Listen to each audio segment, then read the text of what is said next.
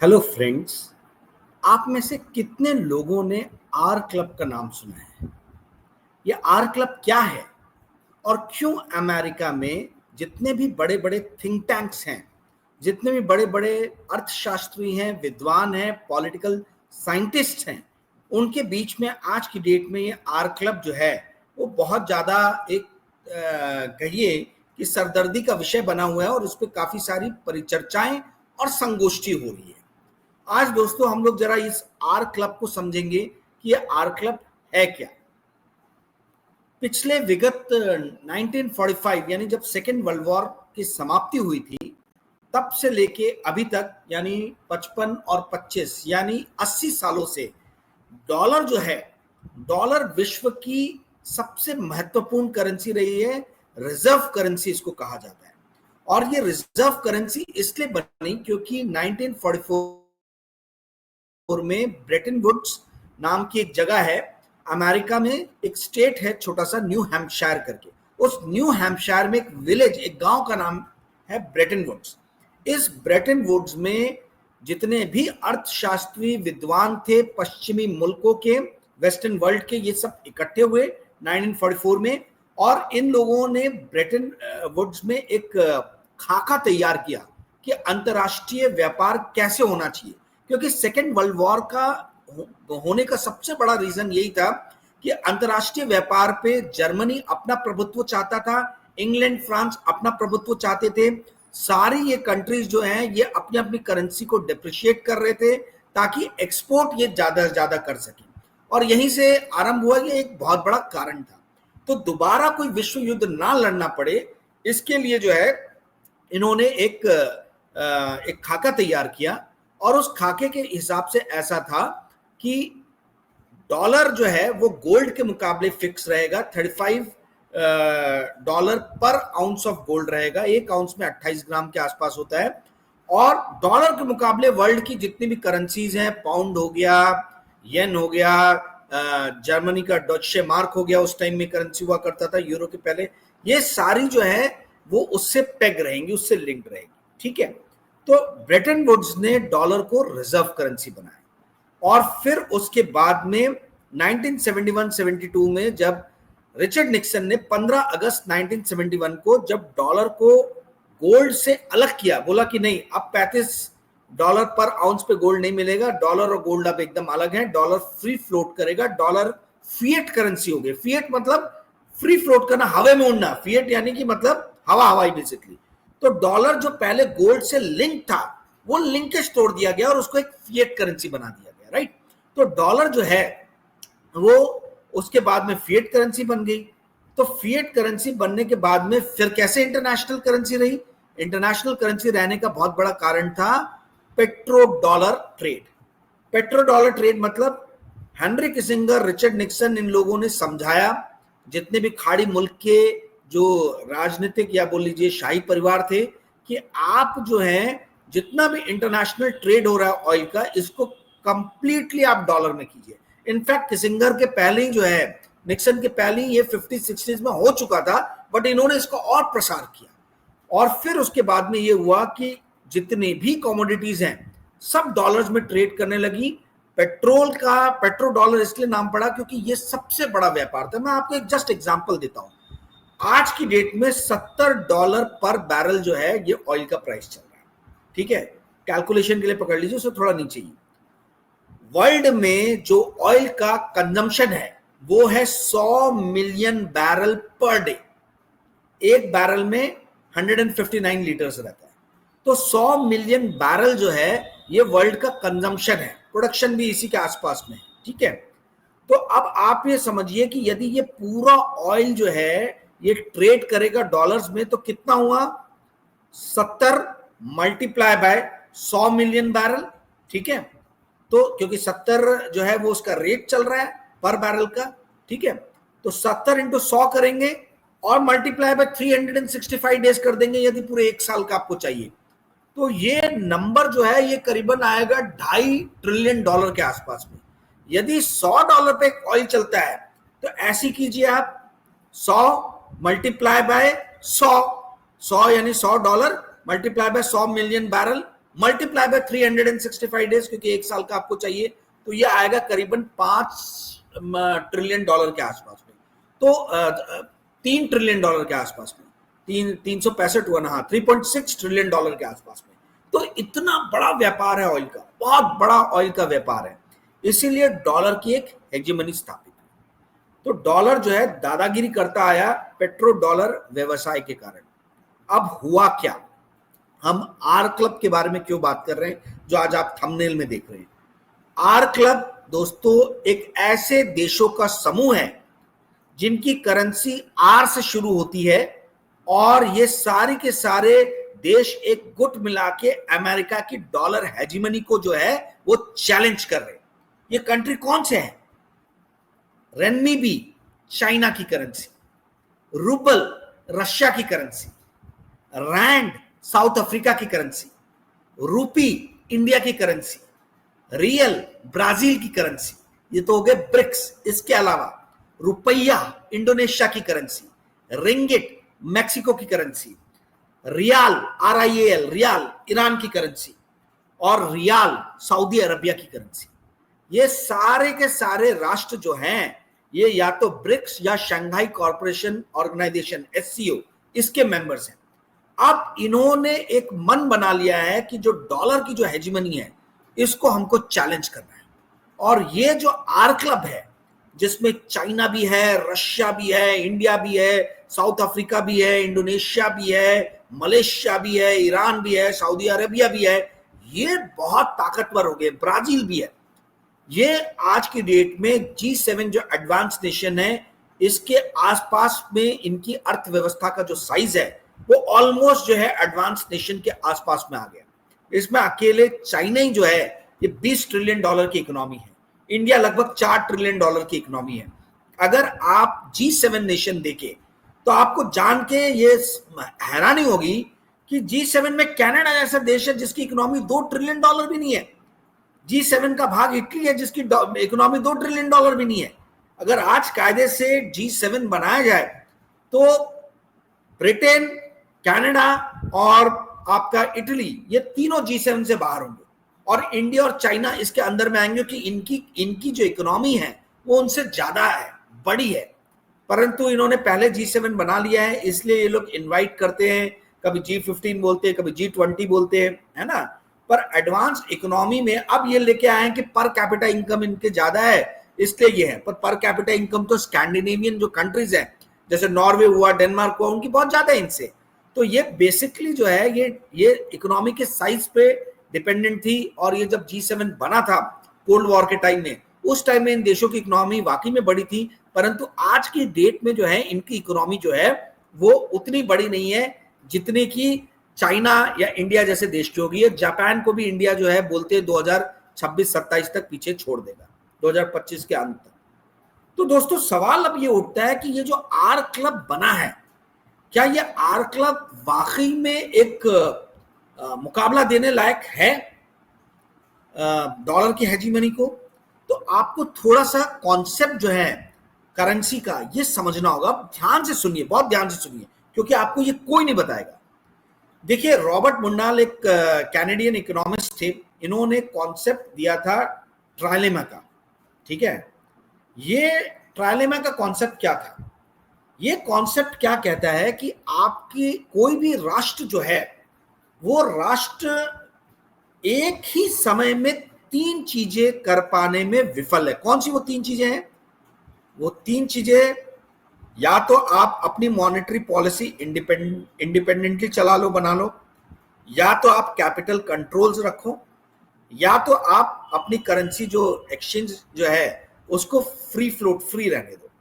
तो अमेरिका ने 2 चीजें चुनी। अमेरिका ने बोला कि हमारी मॉनेटरी पॉलिसी इंडिपेंडेंट रहेगी, ठीक है, और हम जो है हमारी करेंसी फ्री फ्लोट रहेगी, हम अपनी करेंसी जो है उसको उसके ऊपर में कोई प्रतिबंध नहीं लगाएंगे, कैपिटल फ्लो जो है हमारा वो फ्री रहेगा। चाइना, इंडिया ने क्या चूज किया? चाइना और इंडिया ने कहा कि हम इंटरनेशनल मॉनेटरी जो है पॉलिसी जो है वो हमारी इंडिपेंडेंट रहेगी, पर हम कैपिटल कंट्रोल लगाएंगे, हम कैपिटल कंट्रोल लगाएंगे, हमारी करेंसी जो है वो फ्री फ्लोट नहीं होगी, ठीक है। तो हमने वो पाथ चूज किया। तो मुंडाल साहब का कहना ये था कि एक टाइम में जो है आप कोई दो चीजें ही जो है वो चूज कर सकते हो, या तो आप ये चूज कर लो, अपनी इंडिपेंडेंट मॉनेटरी पॉलिसी चूज कर लो, या फिर जो है आप ये चूज कर लो कि कैपिटल कंट्रोल लगाना है कि नहीं लगाना है, या फिर आप जो है फिक्स्ड एक्सचेंज रेट जो है वो रखना है कि नहीं रखना है, इसको फिक्स कर लो। तो ये आप हमेशा ध्यान रखना, ये इम्पॉसिबल ट्राइनिटी भी इसको कहा जाता है।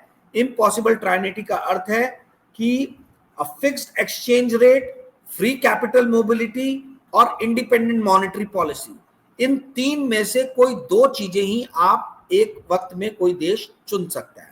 तो इंडिया ने जो है वो फिक्स्ड एक्सचेंज रेट, हमारा सेमी फिक्स्ड है, बट फिक्स्ड एक्सचेंज रेट और इंडिपेंडेंट मॉनेटरी पॉलिसी को चूज किया है, फ्री कैपिटल मोबिलिटी को चूज नहीं किया है। अमेरिका ने फ्री कैपिटल मोबिलिटी और इंडिपेंडेंट मॉनेटरी पॉलिसी को जो है उसको चूज किया है। तो ये जो रॉबर्ट मुंडाल और मार्कस फ्लेमिंग ने जो ये इम्पॉसिबल ट्राइनिटी का कॉन्सेप्ट दिया, ट्रायलेमा का, ये जो है ये आर क्लब के जितने भी देश हैं इनके खिलाफ जाता है। अब आप पूछेंगे इनके खिलाफ कैसे जाता है? देखिए, कोई भी करेंसी की रिजर्व करेंसी बनने के लिए बहुत ज्यादा आवश्यकता है कि वो करेंसी जो है वो फ्री फ्लोट होनी चाहिए, उसका एक्सचेंज रेट फिक्स नहीं होना चाहिए। आज की डेट में कैसा है कि चाइना क्या करता है, जो भी रेट पे कल क्लोज हुआ है रेनमीबी और डॉलर, मतलब $1 के मुकाबले रेनमीबी जहां क्लोज हुआ है, उस वैल्यू से सिर्फ 2% नीचे या ऊपर ही वो अपनी करेंसी को मूव होने देता है। यदि वो ये 2% के बैरियर को क्रॉस करती करेंसी, तो चाइना का सेंट्रल बैंक कूद जाता है और वो उसमें इंटरफेरेंस करता है। ठीक है, अब ये थोड़ा कॉम्प्लेक्स सिस्टम है, मैं इस वीडियो में नहीं समझाऊंगा, किसी और वीडियो में समझाऊंगा। तो यदि आपकी करेंसी जो है वो फिक्स्ड है, ठीक है, और आप फ्री कैपिटल मोबिलिटी नहीं होने देते हो, जैसे इंडिया ने नियम बनाया कि एक साल में एक व्यक्ति $2 लाख से ज्यादा देश से बाहर नहीं बेच सकता है, ये हमारा कैपिटल कंट्रोल है। ठीक है, तो कैपिटल कंट्रोल ये चाइना में भी हो गई, मुझे उनका लिमिट नहीं मालूम है कि कितना है, पर ये कैपिटल कंट्रोल जब तक रहता है, फ्री कैपिटल मोबिलिटी नहीं होती है, तब तक किसी भी देश की करेंसी जो है वो रिजर्व करेंसी नहीं बन सकती है, दुनिया की रिजर्व करेंसी नहीं बन सकती है। दूसरा इंपॉर्टेंट चीज ये है कि यदि आपको दुनिया की रिजर्व करेंसी बनना है, तो आपको अपनी देश की जीडीपी, अपने देश की ग्रोथ जो है ये दुनिया के साथ शेयर करना पड़ेगा, और इसके लिए आपको ज्यादा से ज्यादा दुनिया से इंपोर्ट करना पड़ेगा, और एक बड़ा करंट अकाउंट जो है, डेफिसिट जो है वो मेंटेन करना पड़ेगा। चाइना इसके लिए मेंटली तैयार नहीं है। चाइना का करंट अकाउंट डेफिसिट नहीं बल्कि करंट अकाउंट सरप्लस है। वर्ल्ड का सबसे बड़ा सरप्लस है चाइना का, $1 ट्रिलियन का, यानी लगभग हर महीने 80 से 90 बिलियन डॉलर ये एक्सपोर्ट वर्ल्ड को ज्यादा करता है इंपोर्ट करने के मुकाबले। तो जब आप अपने देश की करेंसी, अपने देश की जो इकोनॉमी जो है, उसका ग्रोथ जो है, उसका जो फ्रूट जो है, वो दूसरे देश के लोगों के साथ में आप जब तक शेयर नहीं करोगे, तब तक जो है आप वर्ल्ड रिजर्व करेंसी नहीं बन सकते हो। तो ये भी आर क्लब को इसका भी एक समाधान ढूंढना पड़ेगा कि भैया आर क्लब में जितने भी देश हैं, वो मोस्टली आप सऊदी अरबिया देख लीजिए, या आप रशिया देख लीजिए, या आप चाइना देख लीजिए, ये सारे जो हैं ये करंट अकाउंट सरप्लस हैं, ये एक्सपोर्ट ज्यादा करते हैं, इंपोर्ट कम करते हैं। ठीक है, इंडिया बहुत बड़ा करंट अकाउंट डेफिसिट कंट्री है, पर इंडिया रिजर्व करेंसी बनने लायक उतनी इकोनॉमी हमारी हुई नहीं है, और हम तो फिक्स्ड कैपिटल मोबिलिटी भी हमारी नहीं है, हम $2 लाख से ज्यादा बाहर जाने नहीं देते हैं, तो इसलिए हम नहीं रुपी कभी एक्सचेंज वर्ल्ड की करेंसी, रिजर्व करेंसी नहीं बन सकता है। तो ये एक बड़ी समस्या है। तो इस पे आर क्लब के लोग जो है आत्ममंथन कर रहे हैं कि कैसे डॉलर को चैलेंज देने के लिए हम किस तरीके का एक खाका, एक प्रारूप तैयार करें। एक और जो बड़ी चीज जो आर क्लब के खिलाफ जाती है, डॉलर के पक्ष में जाती है, वो ये है कि आज की डेट में नॉन फाइनेंशियल एंटिटीज, यानी जो बैंक्स नहीं है, जैसे कॉर्पोरेट्स मान लीजिए, रिलायंस हो गया, सैमसंग हो गया, इस टाइप के, या हाउस होल्ड मान लीजिए, गवर्नमेंट मान लीजिए, इनका डॉलर डिनोमिनेटेड डेट जो है ये 3.5 ट्रिलियन से $4 ट्रिलियन के आसपास में। तो यदि ये 3.5 ट्रिलियन से 4 ट्रिलियन डॉलर का जो डेट है, इसमें बहुत बड़ा पार्ट आर क्लब की जो कंट्रीज हैं इनके ऊपर में है। तो यदि ये आर क्लब की कंट्रीज जो है डॉलर में व्यवसाय करना बंद कर देंगी तो डॉलर इनके पास आएगा नहीं। तो जब डॉलर आएगा नहीं तो डॉलर डिनोमिनेटेड जो डेट है वो कैसे चुकता करेंगे, क्योंकि इनको तो डॉलर में चुकता करना है अपने लोन को। तो वो भी एक बहुत बड़ी समस्या आ रही है आर क्लब मेंबर्स के सामने कि जो डॉलर डिनोमिनेटेड डेट है उसका कैसे हम सामना करें। देखिए पिछले कुछ सालों में क्या हुआ है, चाइना ने अपना 25 से 30% का जो ट्रेड है वो इसमें करना शुरू कर दिया, रनमीबी में करना शुरू कर दिया, यानी अपनी करेंसी में करना शुरू कर दिया ट्रेड। ये एक बहुत बड़ा नंबर है। इसमें वो किसी भी तरीके से जो है वो डॉलर जो है कहीं भी आ नहीं रहा है इंपोर्ट एक्सपोर्ट में, पूरा जो है ये पूरा का पूरा हो रहा है चाइनीज करेंसी में। तो ये एक उनके लिए बहुत बड़ा एक पॉजिटिव चीज है। बट चाइना 100% उसमें कन्वर्ट नहीं कर पा रहा है, क्योंकि वो जिस भी देश को माल जिस भी देश से खरीदता है, मंगाता है जहां से भी, वो बोलते हैं हमें डॉलर में थोड़ा बहुत पेमेंट करो क्योंकि हमारे ऊपर में डॉलर डिनोमिनेटेड डेट है। तो ये एक बहुत बड़ा चैलेंज है। मैं आपको कुछ ये बता दूं क्राइटेरिया, जिन क्राइटेरिया के बेसिस पे जो है वो किसी भी करेंसी की ताकत को नापा जाता है, और आज की डेट में ये सारे क्राइटेरिया जो हैं वो डॉलर के पक्ष में जा रहे हैं। क्या क्राइटेरिया है ये बहुत ध्यान से सुनिएगा, कोई बताएगा नहीं, ये चुन चुन के मैंने निकाल के आप लोगों के लिए निकाला है।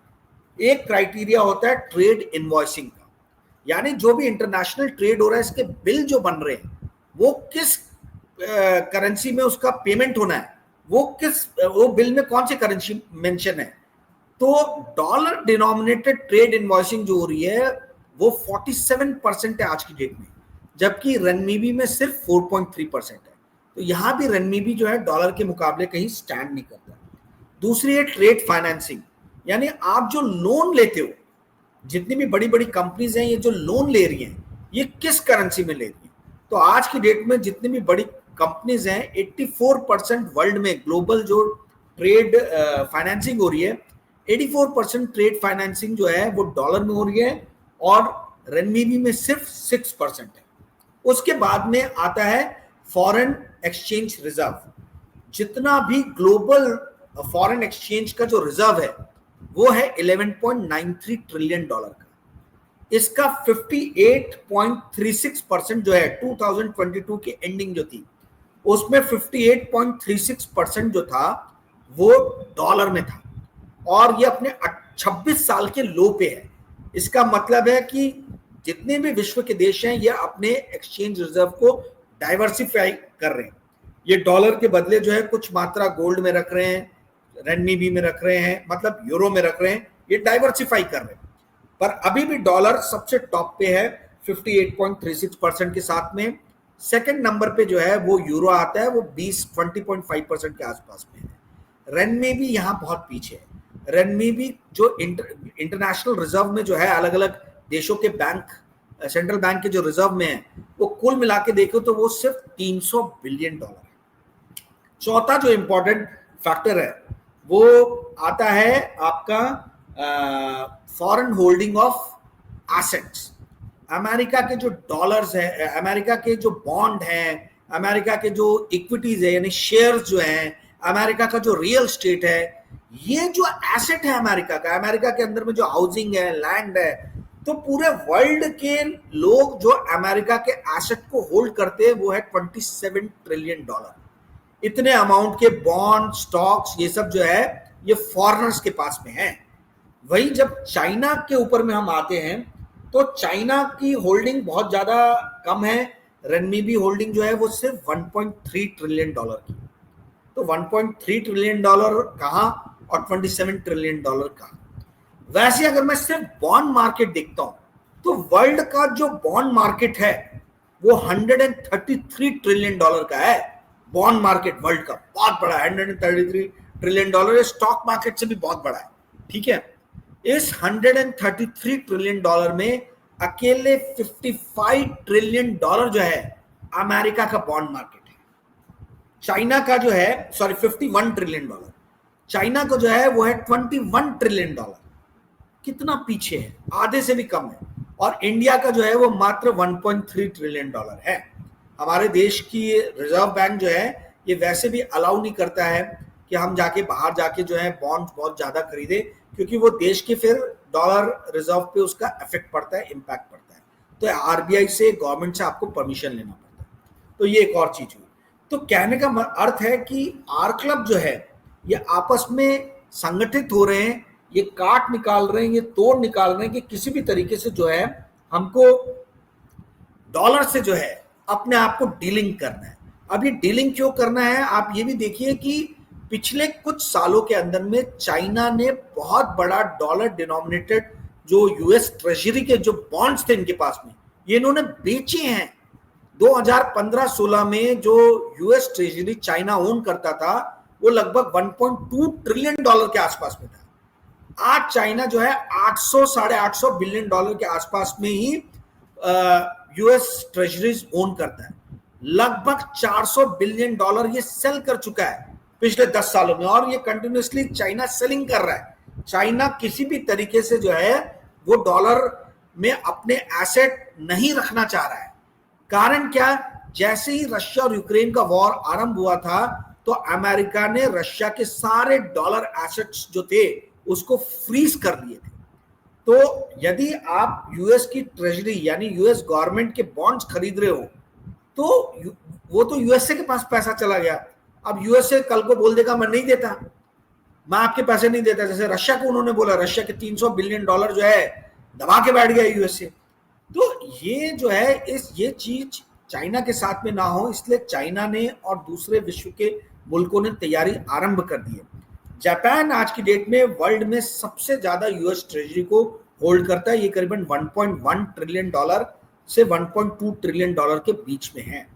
इंडिया जो है उसका नंबर 11वां आता है। इंडिया का 250 बिलियन डॉलर के आसपास में जो है वो डॉलर डिनोमिनेटेड रिजर्व है, मतलब यूएस ट्रेजरी में जो है उन्होंने इन्वेस्ट किया है वो 232 बिलियन डॉलर था 2022 की एंडिंग में। तो मैं 2022 का फिगर आपको इसलिए दे रहा हूं क्योंकि रशिया यूक्रेन वॉर जो है वो 2022 में ही हुआ था, वो फिगर बहुत इंपॉर्टेंट है। दूसरे सारे फिगर एक साल के लैग से आते हैं। तीसरा ये कि यूट्यूब पे बहुत सारे जो है वो चिटिंग खोर लोग हैं, वो आपकी नकल कर लेते हैं और आपको क्रेडिट भी नहीं देते हैं। तो नए नंबर ये खुद से जाके ढूंढे, कम से कम कुछ होमवर्क करें। इनके लिए काम जो है, अगर इनको वीडियो बनाना है, अगर यहीं से माल उठा के और मुझे क्रेडिट भी नहीं देना है तो थोड़ा ये होमवर्क कर ले। इसके लिए भी जो है मैं 2022 के डाटा दे रहा हूँ। दोस्तों, यदि आज का वीडियो आपको अच्छा लगा होगा तो कृपया करके इस वीडियो को लाइक और शेयर कीजिएगा। और जैसा कि मैंने पिछले वीडियो में आपको बताया था कि 6 महीने से मैं YouTube पे चैनल रन कर रहा हूं, पर YouTube ने अभी तक मुझे 1 रुपए का पेमेंट नहीं किया है। मेरे पेमेंट को पता नहीं किसी कारणवश होल्ड पे रख दिया गया है। यदि आप लोग इस चाहते हैं कि ये चैनल और सुदृढ़ हो, मैं एक ढंग का स्टूडियो ले सकूं, अभी आप देख रहे हो मैं घर में काम कर रहा हूं, ठीक है, तो मैं ढंग के वीडियो एडिटर रख सकूं, तो इसके लिए आपको मेरे हाथ मजबूत करने होंगे। आप, मेरा मोबाइल नंबर है 9860317209। इस नंबर पे पेटीएम, गूगल पे, फोन पे सब इसमें कनेक्टेड है। आप मेरे इस मोबाइल नंबर पे जो भी आप सहयोग करना चाहें, जो भी आपको उचित लगे वो आप कर सकते हैं, ताकि इस चैनल को मैं और थोड़ा प्रोफेशनल लुक दूं। ऐसे घर में बैठ के करना जो है बड़ा अनप्रोफेशनल लगता है, पर करूं क्या, मैं घर से पैसे डाल के नहीं ये सब काम कर सकता हूं। तो इसलिए यदि आप सहयोग करेंगे तो ये चैनल थोड़ा सा और प्रोफेशनल खाका इसको दिया जा सकेगा। दोस्तों, आई होप ये वीडियो आपको पसंद आया होगा तो इसको आप जरूर अपने मित्रों में शेयर कीजिएगा। Thank you, thanks a lot, bye.